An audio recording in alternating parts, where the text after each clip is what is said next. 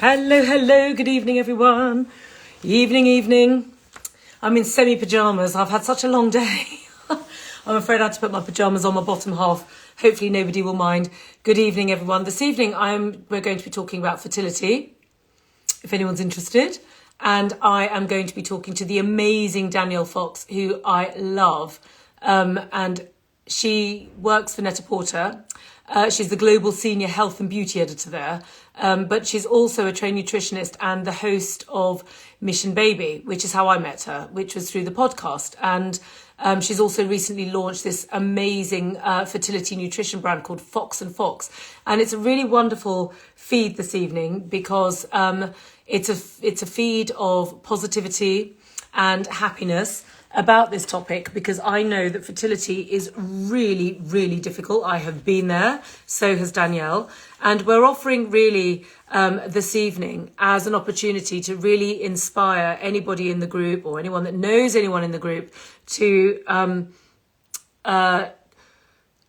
just kind of take some comfort from everything that we're going to talk to you about, from our own experiences, from how Chinese medicine can help you, how nutrition can help you, and basically just like let us help you, because this is a topic where women really need to come together and support each other. So without further ado, Danielle has now managed to put her little baby to sleep. My little babies are downstairs watching telly. Which is all they ever do. I went to such great lengths to bring them into the world, and then all that seems to happen is I stick them in front of the screen because I have to do some work. So anyway, let me just find Danielle, who is here. La la la la. And without further ado, she is coming onto the live. So this is going to be a great live. And don't forget, guys. Hello. Oh.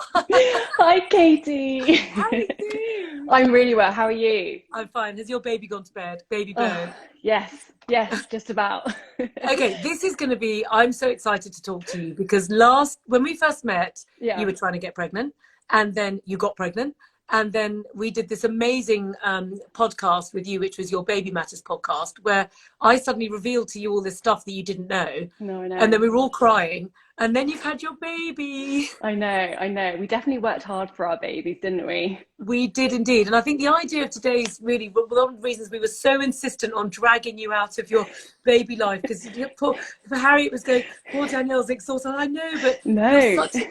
I think our stories are so inspiring to so many people. I know, having suffered through IVF, I've also got an amazingly close friend of mine today has just found out she's got twins from IVF donor sperm. Oh, okay. Amazing. That's just stories like that, just give me so much positivity. And I hope, as you just said, talking and sharing our experiences can really help boost people either going through fertility or in the midst of fertility treatment. Because it's so important to share your stories. It is, and to explain to people like how you've now created this amazing brand where you're helping people get pregnant with nutrition. I help people get pregnant with self-care, obviously. But I think the first thing to say is the first question was really about being open about the fertility conversation. I mean, here's you and me, both very glamorous ladies, basically going, do you know what? I went through the absolute ringer trying to have my babies. I mean, how was it for you, dear? Exactly the same. I mean, oh my God, years and years of hellish, trauma on the body, really, and of the mind. I found, I think we have a similar story in terms of the actual treatment. So I did IUIs, quite a few of them. I did it like a soft approach to IVF because I was just too scared to take the plunge, because I had this thing in my head that IVF was this horrendous treatment and everything. And so I took the Clomid route, then the letrozole, which is the breast cancer drug that side effects that stimulates your ovaries, and then that wasn't working. And then I did 3 IUIs, none of it worked. And we just had to take the plunge and do IVF. We actually did ICSI, which is, where rather than let the sperm percolate in the with the eggs, shove it straight in there for maximum results. Shoved it in.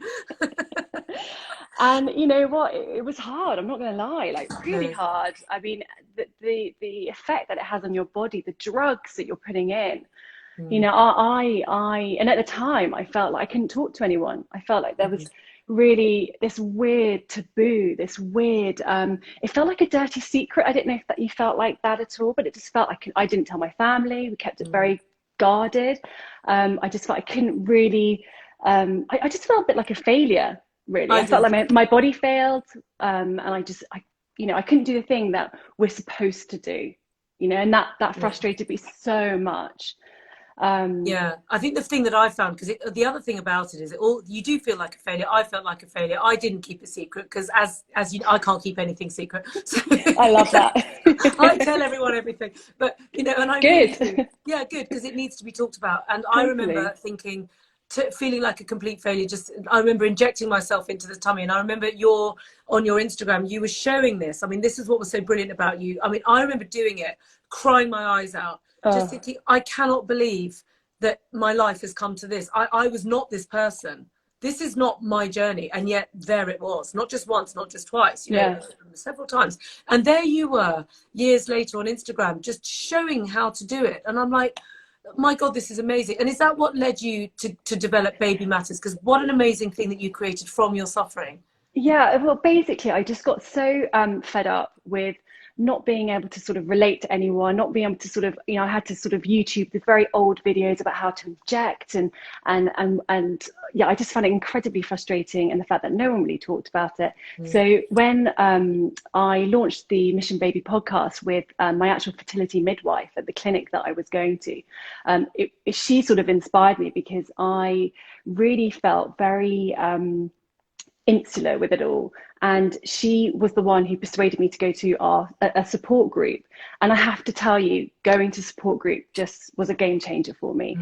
Talking to other women who could relate to you, are coming from different journeys, using donor eggs, donor sperm, but we're all there regardless of what treatment protocol we're on. We're all there with the one aim, to get pregnant, despite how long that may take. And actually talking to women going through the same thing was, a game changer. And I really do think it actually helped me in the long term get pregnant, because it really helped with my mental health. And I think that's something that's so important, and we just don't touch on about, particularly with fertility treatment, because it's such a strain, not only physically, bless you. Sorry, it's not COVID, I've had the jab. Not only, not only physically, as you said, before, it can have such a toll on the body, but on your mind too.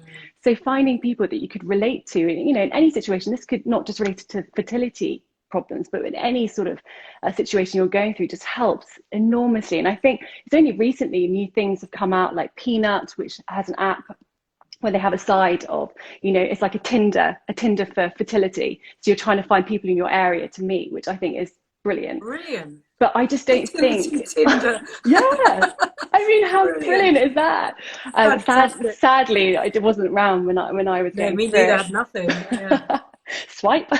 Well, exactly. Oh no. But I think the importance of community, and I think that's something that that Your Baby Matters podcast was so helpful. And obviously it's got its own Instagram attached to it, because this was a game changer. I know when I came on your podcast, and the number of people who reached out to me afterwards, because I mean, I've got a really weird story, of course, with all the different manifestations. I've got a foster child, I've got an adopted child, I've got donor egg twins, I've got a naturally conceived child. I mean, like, that's fine. You have an incredible story, Katie. I mean, it's incredible. It blows my mind. You know what I think my little bit in this is, because obviously I had to go down the donor egg route, and this friend of mine that's just got twins had to go down the donor sperm route.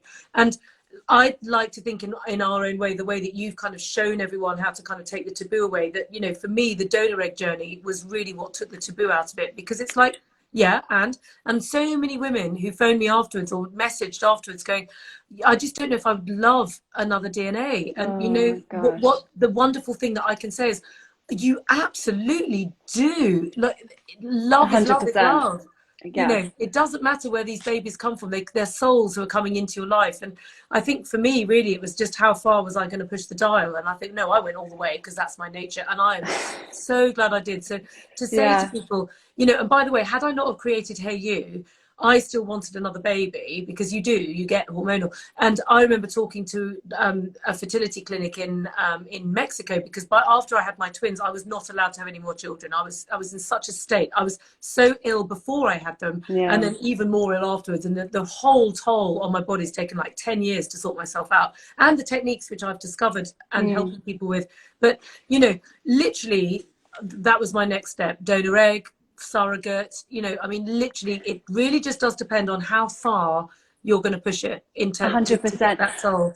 But I think that's also key. I think in terms of like anyone going through fertility treatment, I know we've spoken about this on the podcast. It's like having a plan, regardless of, you know, having a plan and sticking to that plan is essential in, I think, in fertility treatment, and it helps you focus on what your eventual aim and what you want to achieve at the end, obviously the pregnancy. So having a plan, sticking to it, and not getting disheartened every month when you get that negative test, which, my God, I went through hundreds of those awful little pee sticks. I was peeing on these stupid sticks for so many months, and it was the most frustrating and demoralizing and disheartening thing, you know, anyone goes through. But I just kept in my mind having this plan, sticking this plan, and if this didn't work, I would try something else. I think it's having a sense of determination and making sure that, you know, regardless whatever route you go down, you will get there in the end. You will. And just to say, this plan, I know, as you said, we've discussed it before, but honestly, anybody watching this or anyone that knows anyone going through this, I just did this with my friend who's just got pregnant as well, because she's done the same thing. IUIs, she's had rounds of this and rounds of that, and the tears. And when she was crying, I was like, oh God, it's just brought it all back. I remember this. And now finally it's worked, because you've got to write your plan. And what I did, which saved me every time, and this really helps, okay, is always have the next step of the plan ready. So as and when it fails, because the chances are it's going to, because the chances of success are slimmer than the chances of failure. Right. So always have the next step ready to go. So you just cry your tears, you have that moment. Yeah, you have your moment, you know, you eat some ice cream, and you just get yourself back in gear, and the next day you're back onto the next circuit, whether it's preparation for the next round or the next step. You don't just sit there being ambiguous about it. Just make sure that you've got it all set up. I mean, typical me, I had 3 steps ready. It was like, and I remember saying to the universe, because prayer comes into it, okay, and manifestation. And I, after like umpteen failed attempts, went, do you know what, universe? We can carry on playing this game. We can carry on. I'm going to do this. Like, don't try. No one's my willpower is higher than this universe. I am having these sodding babies. I'm bloody having them. And of course, then I got twins. Now, then I got sick. So of course, the universe was, of course, always wonderful and amazing, and said, yes, okay, here are your twins. It's typical my life, nothing, and then everything. And then I was unbelievably ill for the entire pregnancy. I mean, so ill. I was in a blacked out dark room for weeks on end. I couldn't move. It was horrendous. Couldn't keep any food down, doubled in body weight. Everyone's seen the pictures now. And it was one hell of a job to get myself sorted out afterwards. My health was in shreds. But when you look at those babies, you know what you've gone through, and they will know what you've gone through. And I think that just is the most amazing thing. You know, I know you've gone through such awful, you know, throughout, as you say, the pregnancy and before, like anyone does going through fertility. But I think once you just look at them, you're like, this is the reason why I did it, and this is the most important thing. 100%. I mean, this is why. And I mean, it's just, and all these lovely stories are so beautiful. And I think it's just important for anyone watching this to just take heart from these stories, because, you know, fertility is very much a female thing. I know there's a lot of stuff about this now, because there's now, we've got to desexualize fertility. But let's be honest. I mean, you know, there are a few exceptions, but in the main, it's a female-led thing. You know, that motherhood feeling of having that baby is what we want. And there we go. I was going to ask you, were you practicing Chinese medicine at the time of when you had your donor and your twins? Yes, I was practicing Chinese medicine, but not as much the self-care techniques to the extent that I know now, because obviously I didn't know it all then. I knew I was acupuncture. And by the way, anybody watching this, there are 2 pieces of it, apart from having the plan, which is the absolute have a plan, because otherwise your mind is just going to collapse in the strain, because it is hard, okay? And you do have to dig deep.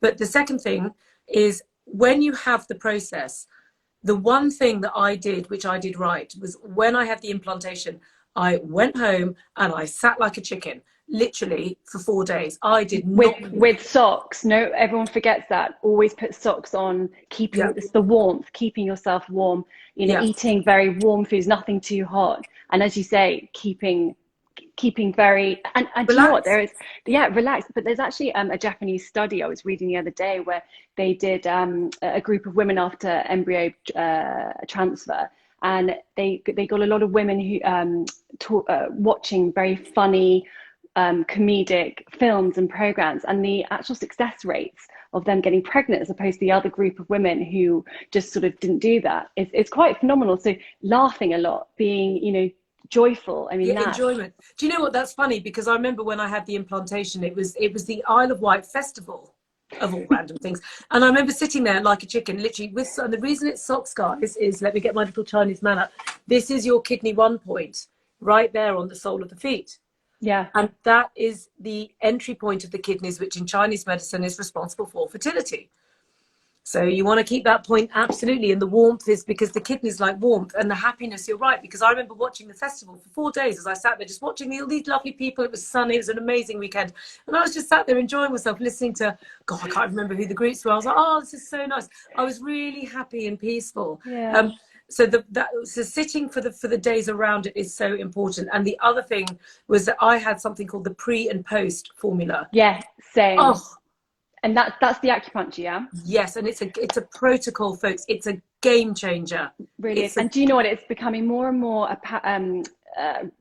sort of routine now for clinics and the NHS to actually have an acupuncturist within the clinic and as part of your finally. protocol, which is, it's brilliant, because the success rates or the enhancing and boosting benefits of having acupuncture alongside fertility treatment is fantastic. Even Huge. now, Western medicine and doctors are actively encouraging it now because they see such huge uplift in Yeah. stats. Whereas in my day, because obviously my twins are now 11, so this is now 12 years ago. I they refuse. It really angers me. They refused to have the acupuncturist. Health and safety. I said, I'll pay for a room. Yeah. I'll do whatever it takes. No, health and safety. We can't do it. Oh, for Christ's sake. So what I had to do was the amazing acupuncturist, by the way, Zoe Lake, who was amazing. I owe my twins to her, and the fertility and God. But okay, she's part of me.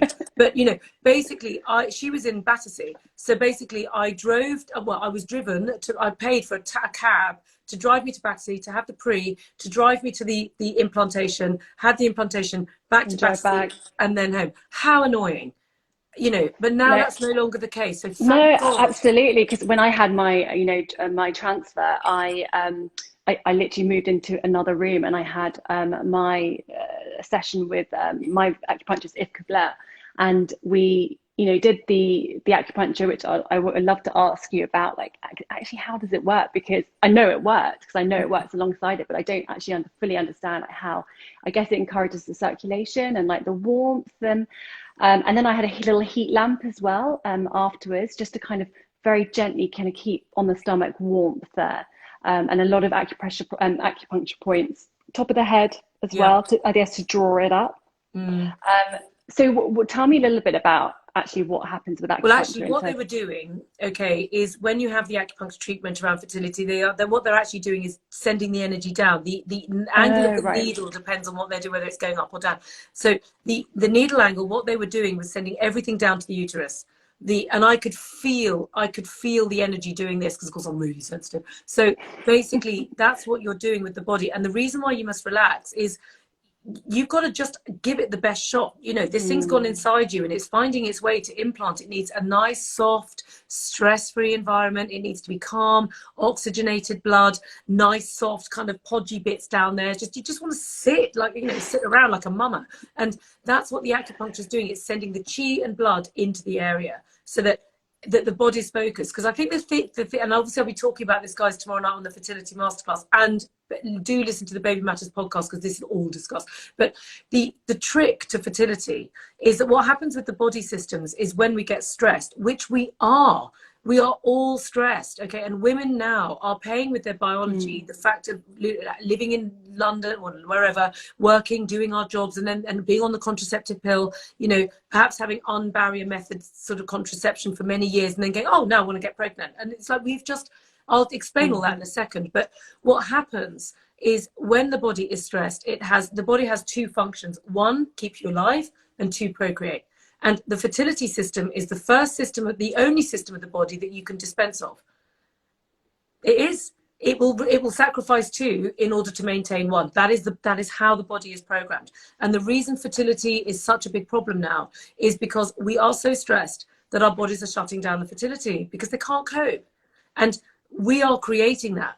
And it's such an interesting concept. I mean, the other really interesting thing about fertility is, now I'm going to sound old-fashioned. I am not, okay? I am not the Dalai Lama. But let me tell you about why women were expected to be virgins when they got married. Because our immune systems are trained or all immune systems are trained when something comes into the body to kill it. Right. So when you have an ejaculation, ladies, your female immune system is going to go, what the hell is this? It's like a COVID vaccine. It's literally going kill, kill, kill, kill, kill, kill, kill. So of course, if you're having not unprotected sex, you could be with a regularly long to your husband. You could be with your partner. But the reason why in the olden days you'd get married and then you'd have sex and then you'd have your babies is because your immune system wasn't used to what it was. It didn't know what that was. So it wasn't charged to kill it off. So basically those early sexual encounters were the one that were going to be the most likely to get you sorted out. And of course, you got married at like 18, 20. Exactly. The age. Yes, you were 18. You Spring were chickens. Well, yes, you were young, so you had your high chance of getting pregnant. Let's face it, you know, if you have unprotected sex in your teenage years, you are quite likely to get pregnant. And if you hadn't had sex before, your immune system didn't know what was hitting it, and therefore it got through. Now, that is a long way away from what's the reality of what's happening, and I'm not setting myself out from that situation. If your body has got used to that coming into the body, it knows how to kill it off. And then if the body's stressed as well, and it's all getting a bit older, you know, you can see the diminishing return that's going on, which is why it's going on. So acupuncture is extremely good at basically just getting that female system up and kind of receptive and stress-free and relaxed and ready to go, because that's at least going to take that bit away. So that's what this stuff's all about. But somehow or other in modern culture, I'm not suggesting we should all go back to the good old days, which I arguably don't think they are. But, you know, we need to know. We need to understand as women that perhaps using a barrier method contraceptive, my preferred one was always the honey cat, which barriers it off. It's a much more sensible idea. You still get all the nice sensation, but you don't want that stuff getting into your body, okay? Early doors. It needs to basically be when you're finally ready to have your babies, then it enters into the system, so that the immune system then kind of goes, what on earth's this? And then you've got your chance. That's just something to tell your daughters. I know, because people don't know this. I know I sound really graphic. I'm afraid I'm talking about ejaculations and sperm and unprotected sex. But I mean, that's fertility. We have to talk about it. We do have to talk about the game. Someone's actually just asked a question: is acupuncture good to help remove cysts in one of my ovaries? Yes, but actually, so is an anti-candida diet is really, actually, you can be talking about the diet side of things. But yes, acupuncture is brilliant for everything. Chinese medicine is brilliant for everything, but you can also remove cysts on the ovaries by using the tapper very gently and basically doing qigong. So that's the thing, self-care will really do it. So let's just talk for a second about this amazing new brand that you've created, which is Fox and Fox. Sounds like Cox and Cox. Well, so basically so I've got, as you know, I'm a real passion for nutrition and with links with fertility. I'm a qualified holistic nutritionist, as well as my side job as being a health and beauty editor. And it's something that I'm super passionate and interested in. And throughout my fertility journey, I was very much focused not only, you know, with decreasing stress through acupuncture, you know, like we've talked about, but also looking at how nutrition can actually affect fertility. And look, there's a disclaimer here, because there is no magic bullet. You know, not one thing that you can eat, like pineapple, that's going to get you pregnant. That's the sad, annoying fact. There's not one thing. However, and it's not particularly sexy either. There's, you know, a Mediterranean diet is a great nutritionally with fertility. It's a great kind of diet to, well, not diet, but plan to kind of coincide. But there are certain elements also for men and women that can really just boost and amplify your fertility, which is why I really wanted to really talk about that on Instagram, which is why my sister, who is a food photographer, and she does a lot for the Body Coach and Jamie Oliver and different chefs, we've sort of come together and we've kind of created this little Instagram. It's more of a passion project, and it's to show how nutrition has affected us. It's really kind of inviting the Instagram reader, I don't know, whatever you call it, along for the ride, just to see how we've eaten throughout both of our fertility journeys, pregnancy, and beyond, really. So yeah, it's just a little passion project, but really looking at the importance of nutrition with fertility and pregnancy, because I think it's something that you really underestimate. And there's really, really easy things to kind of bolster your fertility. Like particularly for men, I know that obviously we're talking about women here, but men make half the part, half the parcel. And I had unexplained infertility, which I think a lot of people do have, which is the most frustrating prognosis to get, because you're like, unexplained, how can it be unexplained? Why? What have I done to have this? And so with my husband's diet, we really, and myself, we really kind of looked at things that could help bolster sperm, but also bolster, my uterine lining, my just my health. Just so I'm prepared to, take on all those drugs, because all those drugs, you're putting your body into such stress and such imbalance. Like, there's so much inflammation that's being caused. And so I just sort of looked, and it's, it's not rocket science. Anyone can do this. Like, just upping your omega-3s, upping your probiotics really do help curb inflammation. And inflammation, as we know, is such a huge problem with stress. And of course, anyone going through fertility is putting their body under extreme stress. So it's a no-brainer. Add in a probiotic, add some probiotic foods, like have some yogurt, have some kefir, have some like fermented food. It's not difficult to do. And it really sets you up, I think, for success. It sets you up for going through something, as harrowing fertility treatment can be. And I think just looking at your diet, nutrition, and your lifestyle really does help. And with men, we upped selenium and magnesium through Brazil nuts and walnuts. And actually, we did test on my husband's sperm before and after. I actually did all these little plans, and we saw a huge increase in motility and morphology of the sperm. So really, it does work.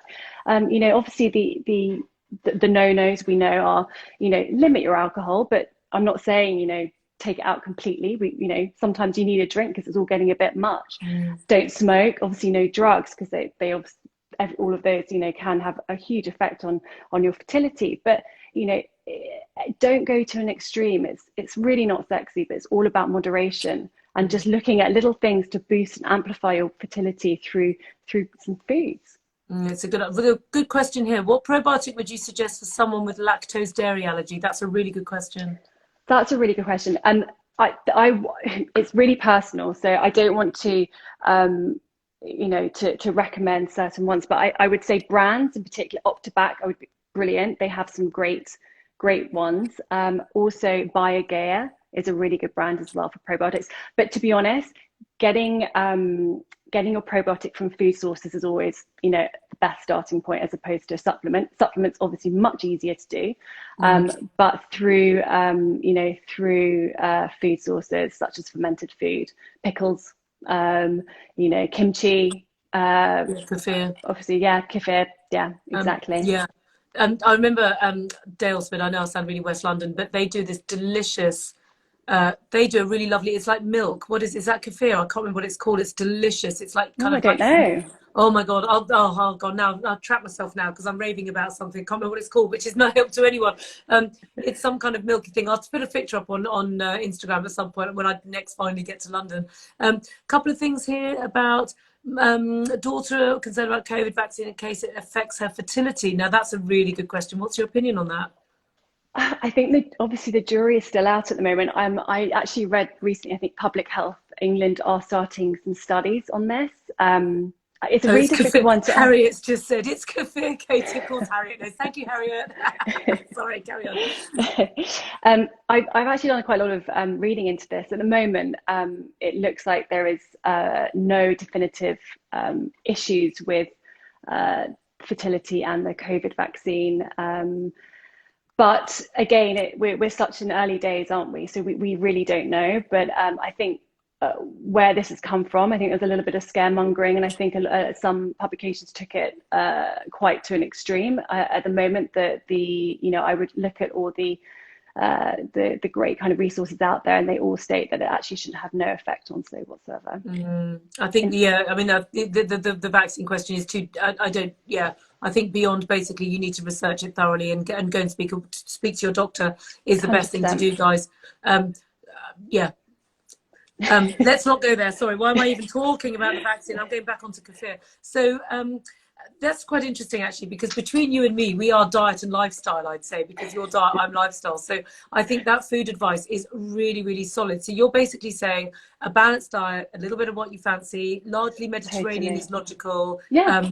And fermented foods, and looking at some really intelligent supplements to just get the odds. I think the other thing to say about this is that you've just got to get those odds in your favor. Like, if you've got a 30% shot at this, and yet with a bit of this and a bit of that and a bit of something else, you can, that 1% is what's going to make the difference between the baby and the no baby. Then you've just got to throw everything at it. Totally. I mean, do you know, I have one extra piece of advice that I found really helped me. And I'm not a real mindfulness meditation person. You know, I do dabble in yoga and what have you, but there's an app called Mindfulness for IVF. And it really takes you on, it takes you through each day of your cycle and each day of your treatment alongside. And it's this doctor in Ireland. In my head, I thought he sounded like Jamie Dornan, so that was very nice. While I was listening to it, so I was having my transfer, I had this lovely Irish man in my voice telling me that, you know, the actual meditation, and I found it so helpful. It's just one little thing you can do, one little tweak. And I found that super, super helpful. Well, I mean, I totally agree. I mean, listen, I was doing everything that you said. I remember I was on the strictest of diets. I was doing every single sort of meditation that I knew at the time. And I mean, in fairness, I did know quite a bit. So, you know, there was quite a lot of stuff. And everything, you know, acupuncture. And then now the bit that I now know that I didn't know then was the self-care aspect, which is basically like the brushing your teeth bit, which is, you know, use your tapper, get that circulation moving freely, look after your kidneys. You know, anyone watching this, or you know anyone going through this, download the kidney fact sheet, which is free, because you want to stimulate your kidneys and actually your liver as well when you're doing IVF treatments and increasing your fertility. And most of all, above everything, keep that stress under control. I mean, it's hard. It's so hard. I mean, look, you and I were both, when we were going through all this, working. There's other people I know, we're all working women. You know, in the olden days, I'm not saying they were right, but things weren't set up to be conducive to you having babies. You just, you know, you'd be sat at home, your husband would be at work, you'd be fiddling around the house, you know, you get pregnant. But it's not like, I'm glad it's not like that. And God, that sounds absolutely bored to tears. But, you know, but you've got to take why things were like that and put it into the modern day context and go, if that's not your life and you are rushing around and working and stressed, it's much, much harder for the body to think about getting pregnant, because it feels like it's in a war zone, you know, and it's hard. Bodies are not designed to procreate when they're under stress. No. So it's so important to just recognize that we've got to work. We're working women, we've got careers, we want all that, yes. But then you've got to take steps during the course of every single day of your life to look after your health and get that stress response under control. So, you know, use the diet, use the supplements, but use the tapper, you know, tap the body all over, use the rescue breath, use these meditation techniques that we're all talking about, because it makes a massive difference. And how, with Chinese medicine, how do you kind of create that balance? Because obviously the body is under such stress and it's off kilter the whole time. You're injecting yourself, you're, you know, sticking suppositories up you like 3 times a day. I forgot about that. Thanks. Yeah. Reminding me. I was having to do them at the office. It was awful. I can't tell you. Just gonna nip off. Yeah. Oh my God, the mind boggles, the I juxtaposition know, of I that. know, I know. I I can was just doing imagine that you and and the ladies. sticking these like hormone patches on it, and it was just a complete nightmare. I've got Patrick. And You got to do what you got to do, you know, it's you've got to important. do what you've got to do. We've all done what we've had to do. It's perfectly okay. But I love, because with Chinese medicine, and you know, you're the expert at this, but I presume it is about circulation and balance. Like, how do you, what techniques can you do to really create a more kind of harmonious balance within your body when you're going through this? Because yeah, you're not in balance at all. No, you're not. It's all about, you always take it back to brass tacks. Okay, just like when you're looking at diet, you'll always just kind of look, okay, let's simplify everything down. Let's just take it back to some basic rules. And it always goes back to the three fundamental pillars of good health. One, the free flow of qi and blood. Two, supporting the body's mechanics of purging and nourishing. And three, supporting the 5 key organs. And then you finish. That's all it is. So when you're going through IVF cycles, what you're doing is the hormones are impacting the free flow of qi and blood, as is the stress response going on around the whole process and your daily life. So that's going on. Two, the body needs to have extra support with the purging and the nourishing, because you're amplifying everything. And three, you've got to massively strengthen the 5 key organs, because you are putting them under huge strain. So you do exactly what I tell everyone to do, but more. Okay, because if this is a healthy body over here, and this is a little bit of this is an IUI over here, which is just kind of all right, you can get it back. This is IVF over here. You've got to do more. You've got to do more meditation, more tapping, more resting on the sofa, more healthy eating. Basically, more of the fact. Download every single fact sheet. Download all the fact sheets. They're all free. Download every single one and do all of it. You know, you've got to basically put yourself on a plan and stick to it. You've got to put the priority into your life. You've got to prioritize this. If you're spending money on this and you're putting yourself through this ringer, you need to basically make this your priority. And everything else needs to therefore deprioritize in relationship to that. Early to bed, you know, no strenuous exercise, just relaxed exercise, yoga, not running. Particularly around egg collection, I found, you know, just no swimming, no strenuous exercises, as much as it's frustrating, especially for me, because exercise for me is my way to de-stress. So the irony of it all is, I was trying to de-stress, and yet I was actually stressing myself more, because like I didn't have an outlet. So like lovely long walks, very calming, very, as you say, a little bit of yoga, it's brilliant. Yeah, Just to keep moving. And now Qigong, because of course now, again, this is all since my day. I sound so old, but back in my day, we didn't have any of this stuff. We didn't have this. Not in 2000 and whatever it was, 2000 and I can't remember, 2009, which is when I was going through all this. But basically, Qigong is now a thing. And Qigong, the good thing about Qigong is there's no inversions. There's one, and you don't have to do it. So it's all standing up, and it's all really relaxing. And it's all fantastic, and you can just do the meditations, and you strengthen those organs through breath.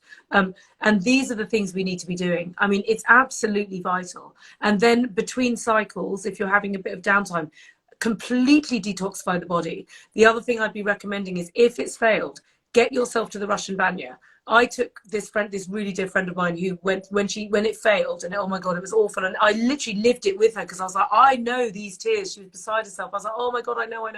I took her to the Russian Banya. I went clean slate, clean out the body. We went 3 times, dung, dung, dung. Her body was as clean as a whistle by the time we'd finished. Ready for the next round. What happens at this Russian Banya? Well, the Russian so intrigued. Banya. Oh my God! If anyone lives in London, you need to go. It's sadly not open at the moment, but it will be opening back again mid-May. And I thoroughly urge people to do it. And if you're in the middle of cycles at the moment, then have a look at my feed on Hey You on Friday. I did a homemade Russian Banya, chucking ice cubes on myself. But it was brilliant. But the Russian Banya is in Grosvenor Square, I think it is. It's called the Russian Bathhouse, and it's amazing.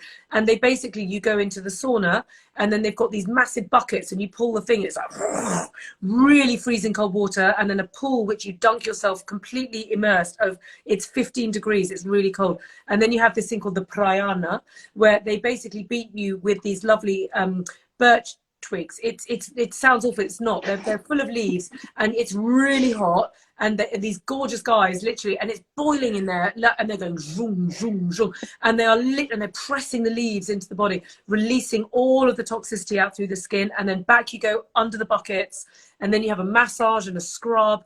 Oh It my is God, it sounds incredible.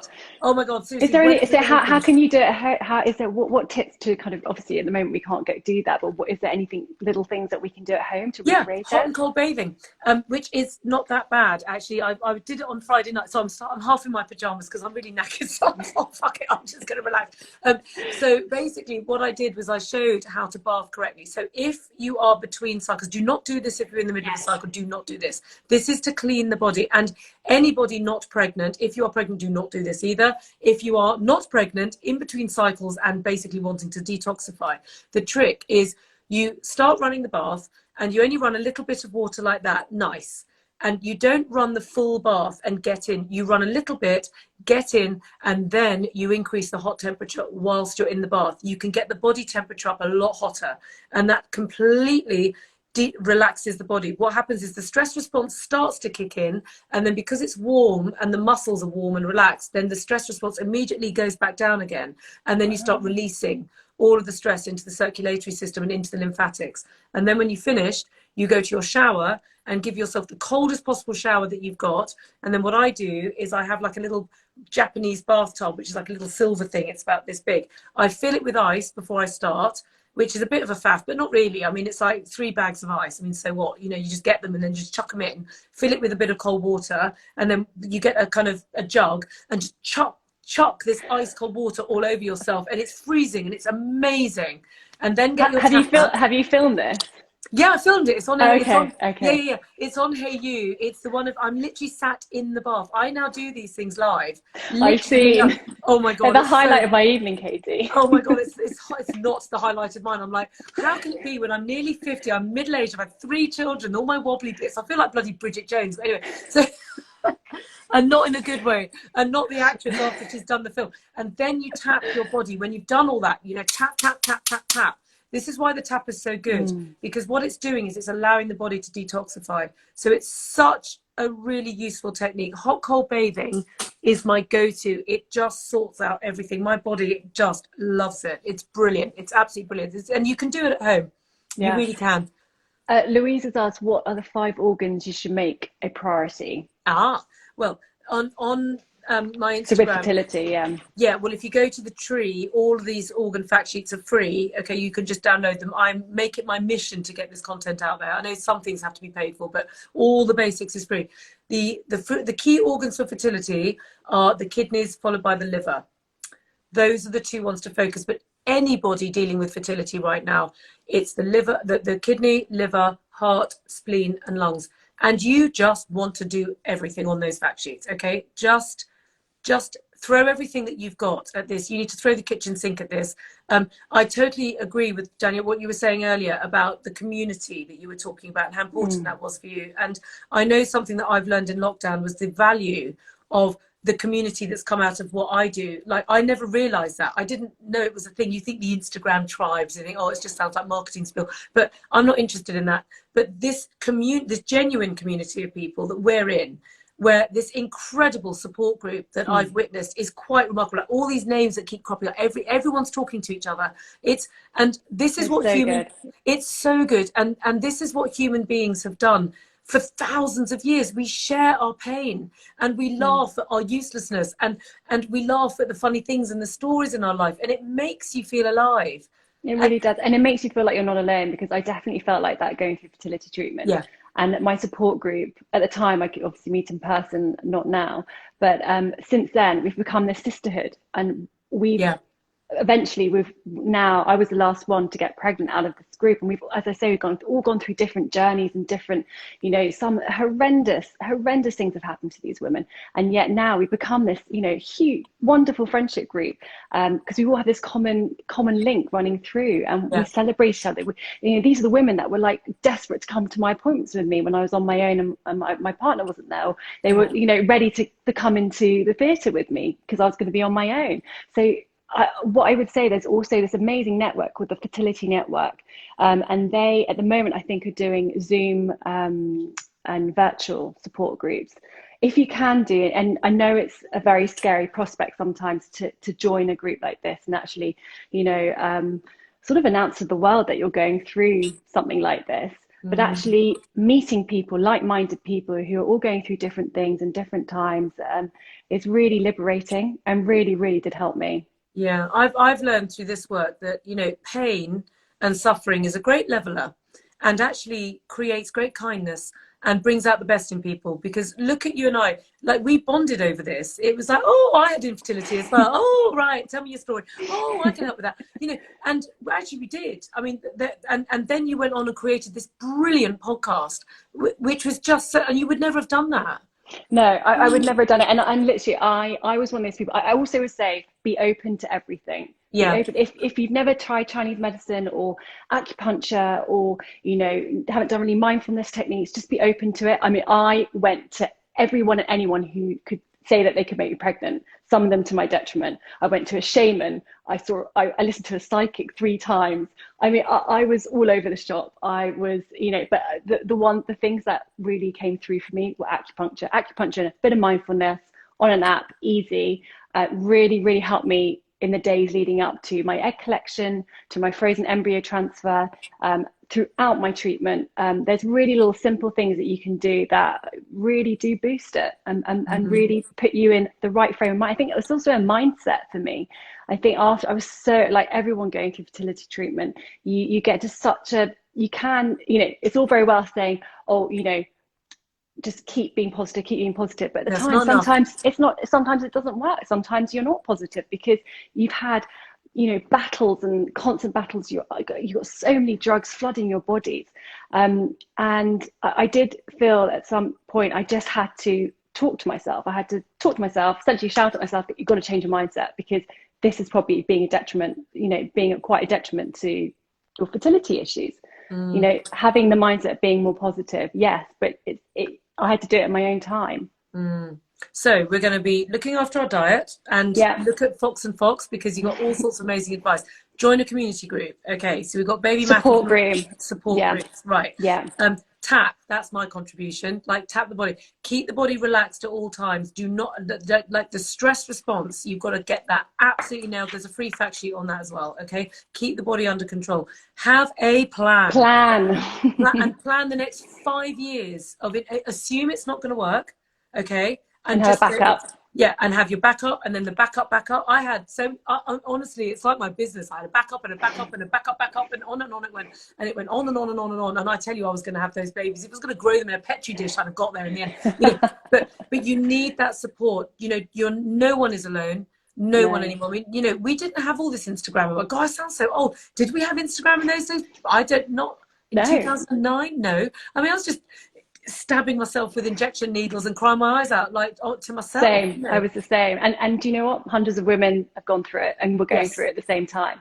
So keep the conversation going. Let's not make it a taboo.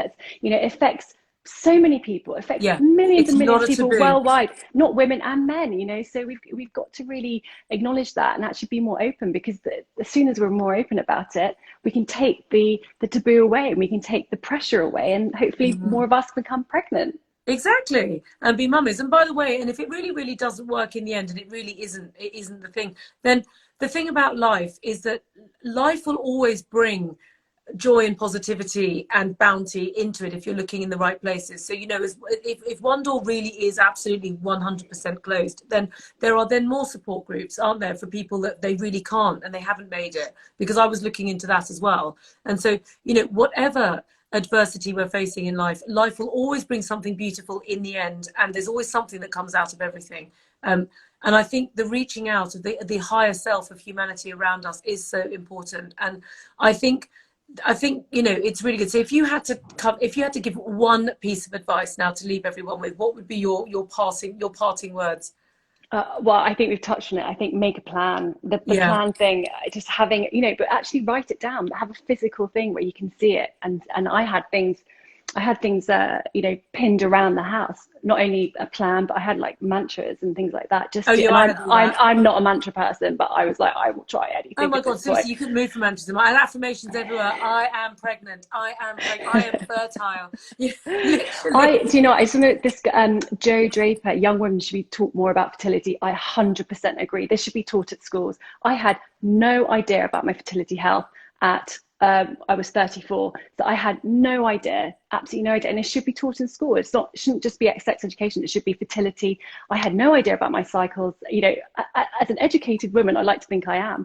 I didn't understand half of it. I didn't understand about ovaries and follicles and AMH levels and all this world. Something explodes to you, and you need that education. And I think absolutely it should be taught at schools. What are mantras? That's another question. Mantras are basically like a very simple phrase that you say to yourself that creates an affirmation, which you repeat over and over again. So it creates a frequency in the body. So, for example, I am fertile. So if you keep, because if you're constantly going, oh, I'm not fertile, oh, infertility, you are repeating the word, which is negative, and the frequency of the body goes, oh, I'm infertile. Okay, so you mustn't say that. You need to say, I am fertile, I am fertile, I am fertile, I am fertile. Because if you constantly say it, like, it works. And that mantra can be anything from, you know, oh God, I now can't think of a single one, but I know so many. Like I'm capable of manifesting my biggest, I'm strong, you know. Yeah, I'm strong. I can weather this. I have the inner strength to weather whatever. There you go. Thank you. Loads of really good examples. And I think the other thing to say is that acupuncture, without question, for both of us, has been a massive, and this other friend of mine who's just got twins, you know, massive, just do it. Take it seriously. It's not some complementary medicine. It is a incredibly sophisticated medical system that has served billions of people for thousands of years. It works, okay? And I'm so delighted that you're telling me the fertility clinics now are actually offering this stuff. We're supposed to be having to drive around in an Uber, you know, I didn't even have those black cab, you know, back in the day. So it's really good. When is the best time for acupuncture? Well, I would be doing it ongoing, wouldn't you? Yeah, I mean, all through my treatment, I was doing it from start to finish. And then we heightened up. We added in a couple of extra sessions around the kind of egg collection, and then also around frozen embryo transfer on the day before and after the procedure. I think really helped me and helped me, you know, totally successfully. Agree. I mean, I was having acupuncture every week, and on the day it was pre and post. How old were you when I got pregnant with my twins? I was 35. But I've been trying for a while. So I first got pregnant at 31, which, can I be honest, felt like a teenage pregnancy at the time. Like literally, it was a total like miracle. And in hindsight, it was even more of a miracle, because I was like, my God, how, like, given all this thing I've now gone through, how did that happen? But it did.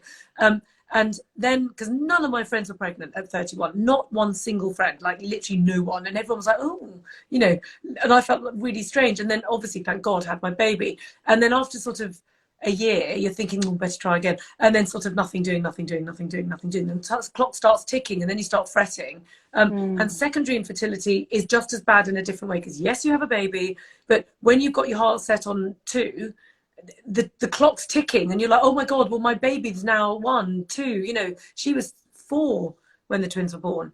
So she was just over 3 when I finally got pregnant with them. And it was a 2-year process and it was a 2-year process where your entire life is on hold the entire time. You're either gearing up to the cycle, or you're thinking you might be pregnant. You can't go to weddings. I mean, I know now in COVID you're not doing anything, but in those days, you know, you got to go and do stuff. And, you know, friends were getting married, people were doing things. No, can't go. No, I might be pregnant. No, I might be having a transfer. Oh, I could be pregnant. Then you're not pregnant. Oh God, then it starts. You put your life on hold, don't you? But actually, it's 2 years. Yeah. And then I got pregnant, and then I was so sick. Then it was 3 years. And I'll never forget, I went after this all, like literally by the time my babies were like 1.5 years old, and I finally stopped breastfeeding, I finally lost them. I finally got a remote sense of my body back for the first time in 4 years. And I went for a weekend to Ibiza with my girlfriends. We went dancing, and literally, oh my God, I was going did you have pelvic floor issues? Oh my God, yes, I had pelvic. Yes, because I was leaping up and down. I was like, oh shit, better stop doing I've had many recently. A whole other world opens up, doesn't it? Yes, it does a bit. It does indeed. But anyway, better stop there. Danielle, thank you so much for giving us your time. You are in the throes of enjoying your beautiful baby. So I'm so grateful, because you must be knackered kind of having your baby. Well, do you know what? It's all worth it. You know, I hope you know, being able to share to people watching here that it really can, you know, all that hardship, all that, you know, horrendous things you have to go through, it does work for some people, and it really is. You know, there's amazing technology out there, but there's also some amazing therapies alongside that are great add-ons to treatment that can really boost and amplify your fertility. And Yeah. just be open to it. You know, be open, see what's out there, talk to people. Please talk to people, because that's something I didn't do for a long time, and it really affected me. But actually, talk to people, listen to other people's experiences. I know I'm going to plug the podcast here, so apologies. But No, I was about to say, I was about to. the Mission Baby podcast, what our whole ethos is that we really wanted to share the nitty gritty about fertility treatment, and actually bring in experts every week to kind of debunk everything. You know, embryologists and male fertility, infertility, and nutrition and fitness and things like that. So really there's so much out there. You've just got to find it, and as soon as you open it up, there is everything. Fertility Network, there's some amazing charities out there to help support people. There's IVF Babble, this IVF magazine, weekly magazine. Sign up to their newsletters. They have some brilliant you know, content, and support, and there's support networks out there as well. Brilliant ones to do. And Baby Matters obviously is on Instagram as well. And you are a complete authority on this. I mean, really, you know, this is where your life circumstances and your professional job, and kind of, you can see, you know, the edit and the discernment that's going on here. So anyone watching this, either now or later, you know, anyone dealing with fertility at the moment, then, you know, do please follow the Baby Matters on social media. Mission Baby. Oh my God, sorry. Mission Baby. Why am I saying Baby Matters? Sorry. Mission Baby, sorry. They do matter. Because they do matter. Sorry, it's been a long day. Sorry, Mission Baby. Sorry, that's me plugging it for you, giving you the wrong name. Sorry, everyone. Nappy brain. You were up early. I was watching you this morning, so you were up early. Stops, I tell you, and I've had dealing with children. Sorry, Mission Baby. I know. Thank you, Jules. Sorry, everyone. Sorry. Don't worry. You are such a wealth of information, and I'm sure people can message you as well, because you're so kind with all your knowledge and all the expertise you have. The whole point of it, if it was just to help one person, my job was done. You know, just to help one person. You know, I'll just say one more thing. Sorry, I know I'm going to go. But this was a bit of game changer. Is there are so many insurance out there that I didn't get told about. Fertility, Access Fertility is a brilliant fertility insurance. Wow. So if you know, if you're going down the private route, it can really help with the affordability of it. Wow. Also, there is a big supermarket by the name of A, and the founder of this in America rhymes with Mazda, I'm assuming. Yes, rhymes with Mazda. The CEO wife was going through fertility and IVF treatment. So he got so frustrated at the fact that the drugs are so expensive. He makes everything cost price. So get your drugs from the supermarket. It's exactly the same drugs. You get your prescription from your clinic or your doctor. But if you're paying for it, don't pay full price, because they hike up the price. The clinics are there to make money at the end of the day. So go to a non-profit like Mazda. Good Mazda. That was my secret for discussing things in the car with my girlfriends, like saying the word sex, and my twins are in the back. I go, rhymes with Rex, and like, who's Rex, mummy? Oh, it's just a friend, darling. But yeah, so the podcast is really to give you those little bits of tidbits information and big nuggets, so that, you know, hopefully it makes your journeys a little bit easier. Wow, honestly, we can't thank you enough. This is the amazing thing about humanity, okay, because out of all that pain and suffering that you've went through, you've created this most incredible thing, okay. And I mean, like, honestly, Mission Baby. Where did I get Baby Matters from? Where's that even a thing? It's You're, Sunday evening, Katie. oh, it's been a long day, honestly. I can Um, but, imagine. but honestly, it's so important because out of all that pain and suffering, you've created this amazing community of people and this huge, great wealth of information that will serve so many other women and give them all this inspiration. And even tonight, when you've got your baby and it's exhausting and you still come on air with us. So I'm so great. I know Jules is like going, oh, God. So thank you so much. Oh, my It was so absolute pleasure. grateful. And your masterclass tomorrow, I'm going to be joining and listening in because I'm so excited to Oh listen yes, I about have to it. plug that. That's at 7 o'clock tomorrow night, folks. That's my whole fertility masterclass where I'll be giving you like real bells and whistles on the sort of the intricacies of Chinese medicine and how it can help. But you know, the basic thing is download your liver and your kidney fact sheets and get that tapper out and get yourself tapping. And there is a code at the moment, Lisa's 20. I'm allowed to say it. That's my secret code, which gives everyone a 20% discount. So there we go, in celebration of everything. So thank you so much for coming on. It's been a total pleasure. Do everyone please follow because it is such a useful Oh. thing and service. And it's been there out of pure generosity of spirit and to help other people with their suffering. So thank you so much for everything. No, And thank you so much, see you Katie. soon and You enjoy your too. baby. Thank you. Bye. Lots of love. Lots of love. Bye. Bye.